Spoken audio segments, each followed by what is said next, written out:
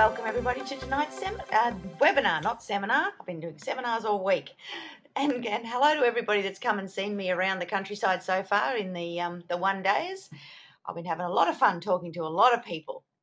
Okay, well, as you can see tonight, we're doing a webinar on some applications and some subdivisions and what you have to do to go through all of that process. Because one of the great ways that you can manufacture growth and improve the values of your properties is actually to go through the subdivision process. So tonight I thought it'd be a good opportunity to actually start with how you do that process and what it really means to you from a wealth perspective. Because remember, when you're getting out there and increasing your wealth, increasing your cash flow, you've got to be doing a balancing act. You have to be getting cash flow and you've got to be getting growth. Now, one of the great ways to get growth is not just sitting back waiting for the market to actually rise and do whatever it's going to do, because that's the slow road. You've got to wait for something to happen for you to actually get a return. So this way you can force the market. And the thing that I like particularly about subdivisions as a form of manufactured growth is that anybody can do it. It's not that hard, because what you're doing is you're actually using the assistance of professionals to get that growth done. So it can be done at a distance. It don't even have to be, round the corner from the actual subdivision. And it's a relatively easy strategy for most people to do, and it gives a great yield. Now, to help me out with this webinar this evening and to go through things with you, I have my good mate, Ian. Hi there, how you going? Hi, everyone. Hey there. Good to have you on board. Now, listen, Ian, you've actually done a lot of work on putting this webinar together with all the slides and everything else. So what I'd like you to do is for you to kick it off. Okay. Just so that you can get an understanding, what I wanted to do, I was talking to Dipner recently, and we said we probably should go through subdivision again and just the simplicity of it, and then into the logistics of what needs to happen with them and the little pitfalls that you could fall into when you're doing them.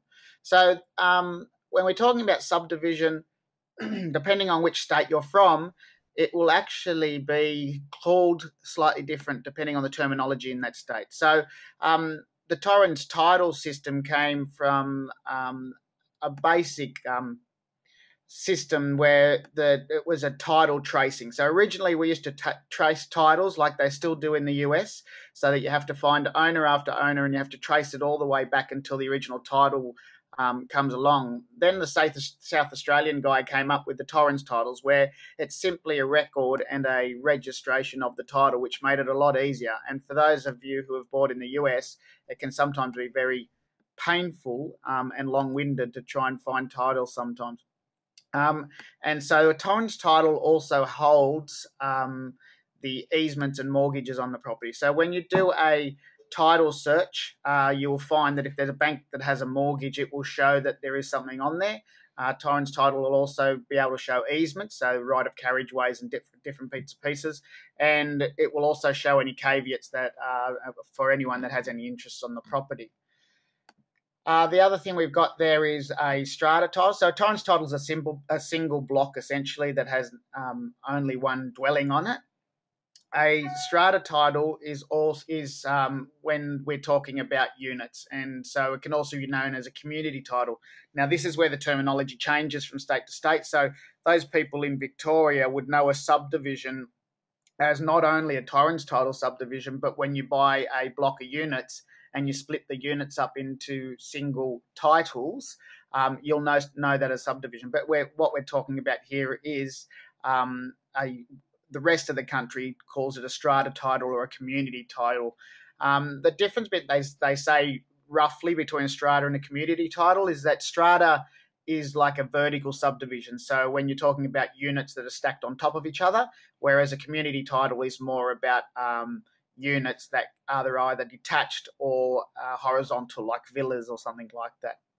Now, the other thing, Ian, is that across the states, as you said, they have different terminology, but they're changing terminology too, because what I new as the terminology a few years back. We won't go quite as many years back.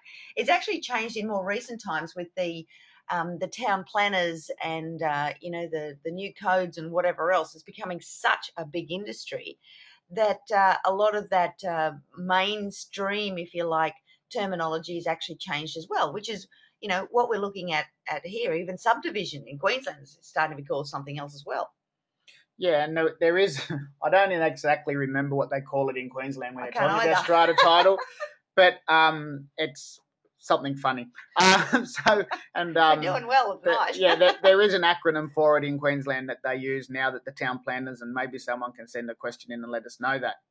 But the other thing is, with the with these terminology that we're talking about, there's no problem in saying a subdivision or a strata title because they're going to know what you're talking about. They may have a slightly different terminology for it in the varying states around the country, but by and large, these are the common terms that are used to to make that happen. What else have we got, Ian? Okay, so when we're talking about subdivisions as full titles, we've got the standard battle axe, or some people know it as a hatchet. So that's where you buy a block of land. You mean the Kiwis know it as a hatchet, and the South Africans know it as a hatchet as well. So, you've got a property on either side. There's a road frontage. Your house on the front is positioned in the correct location, forward on the block and to the side, so that you can get access down the driveway and go onto the backyard and subdivide the backyard. What's important in these scenarios is that generally across the country, that if the minimum lot size for the subdivision is 450 square metres, the driveway will not be included as part of the 450 square metres for either one. So 450 would be the front, 450 would be the back, and then you'd need extra down the sideway, down the driveway. Okay, so the next one is what they call a splitter. So you've bought a block of land that is very wide fronted, and then that way the house again is far onto one side, and you've got enough frontage to be able to split it straight down the middle and then subdivide the block off. Ralph's asked, what is the minimum width, I presume, of the driveway? That will change from council to council, depending on which area you're in, which state you're in, and generally it can be anywhere from 3 metres up to 6.5 is the biggest I've seen. I've seen 10. 10 metres. It's a big car. It's a very big car. So yeah, okay. So that splitter is where you've got a really wide block and you've got enough frontage.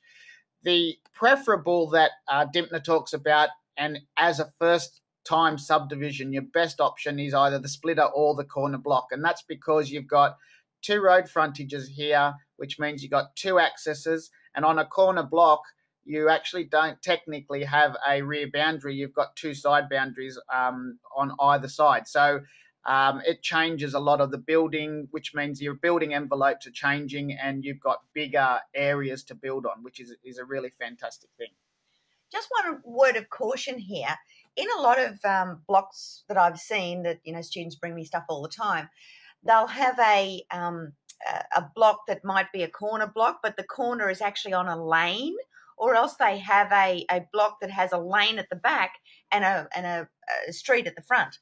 Now, the trouble with that is that even though it's a very accessible lane and people use it all the time to access the property, etc., if it's not legally able to have an access point off that lane, then you will not be able to use it for subdivision purposes. So if any of you are looking at blocks like that, please check it out.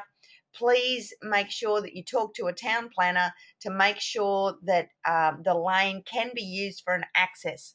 And the other thing is, in really, really busy streets, even though it might be on a corner and the bit that you want to access into is off that busy street, quite often the council will have major objections to another, what they call crossover, which is where you go from the road into the property being put on that busy road because of traffic congestion and whatever else. So there's just a couple of things to look out for when you're looking for blocks suitable for subdivision.